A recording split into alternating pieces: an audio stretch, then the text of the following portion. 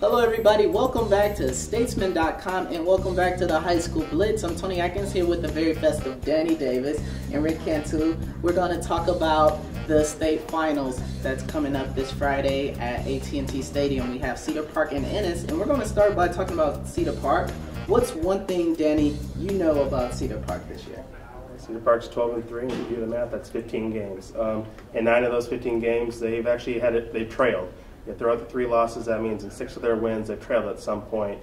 You think about the Eastview game, they're trailing on the 4th quarter. They're down 14-0 to Georgetown. This past week against Crosby, they're down 14-0 in the 1st quarter. But this team, they've gone through adversity throughout the year. They know how to rally. They know it's a 48-minute game.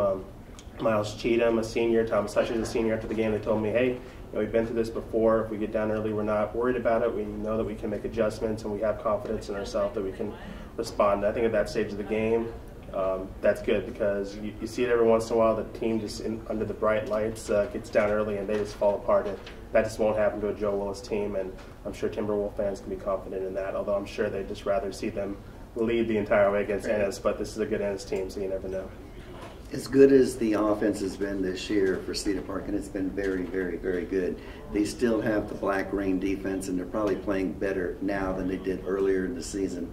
Thomas Hutchins is the game leader. He's had double-digit tackles in 13 of his 15 games. The team itself has more than 100 tackles behind the line of scrimmage. They've got 20 interceptions. They've recovered 7 fumbles, so they've become very opportunistic. Augustine Tambay has had more than 100 tackles, somebody that we don't talk a lot about. Jacob Hines has 70 tackles. So you put it all together with an offense that scores 52 points a game in their last 8 games, this could be a spell of trouble for Ennis. Yeah. Well, let's move around to the other side of the ball. Danny, we'll start with you again. What do you know about Ennis? We talk a lot about brothers when we talk about Cedar Park. We have the Hutchins twins. The Guidry brothers have stepped up, a nice little sophomore-freshman pair over there. Mm-hmm. But, there's family over at Ennis, too. And the Thompson cousins are who Cedar Park, I'm sure, has been scouting this entire week. Dante Thompson's a wide receiver over there. About 1,400 receiving yards, 14 touchdown catches.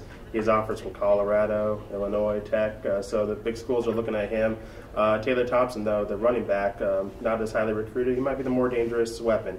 1,500 rushing yards, 20 touchdowns. The offense kind of runs through him. So Cedar Park, with that Black Rain defense you're talking about, they've been looking at those guys this week and figuring out how they are going to stop those 2 offensive weapons. Jacob Alvarez is the coach there. A few years ago, he was coach at Kirbyville. Kirbyville won back-to-back state championships under Alvarez in 08 and 09. And if you think that Ennis is worried about Cedar Park, they might respect them, but they're not going to go in petrified. They've won state themselves 4 different times. And you talked about Thompson, the receiver. He's 6'6". So they've got their work cut out. They probably haven't seen a receiver of this caliber in a long time. So that's what I know about Ennis. All right, well, let's get down to what everybody wants to know. Guys, who wins the Class 5A Division II championship? Rick? Well, I'm going to go with Cedar Park. I remember being at their practice before the season started, and Coach Willis had everybody in a circle. And he says, not only do I want to be the best team in Class 5A, I want to be the best team in the state in any classification. And even though they had that lull in the middle of the season, they wound up losing 3 games, they really turned it on in the playoffs. I don't doubt Coach Willis's coaching ability, and I like the way the offense is run. And I don't think Thomas Hutchins, he's got the best motor of any football player that I've seen in Central Texas this year. Offense, defense, he does it all. Cedar Park is going to bring back the championship for the 2nd time in 3 years. I take Cedar Park in this game. I would take them if they were in if they were playing Temple or Aledo in the Class 5A Division I championship game. I think they're playing like the best team in Class 5 ever since that Vandergrift launch, which in retrospect doesn't look that bad since Vandergrift made the state semifinals. It'll be interesting to see the Ennis defensive line led by James Lockhart, who will be at A&M next year, how they respond to very deep Cedar Park rushing attack. 24.9 points per game allowed by Ennis. I think Cedar Park gets a little bit more, and I think the Black Rain makes another appearance at AT&T Stadium, and Cedar Park's coming home with the title. Well then, that's who the guys picked to win the 5A Division II state championship. Thanks for joining us for a great year with the High School Blitz. We look forward to seeing you next year. Bye.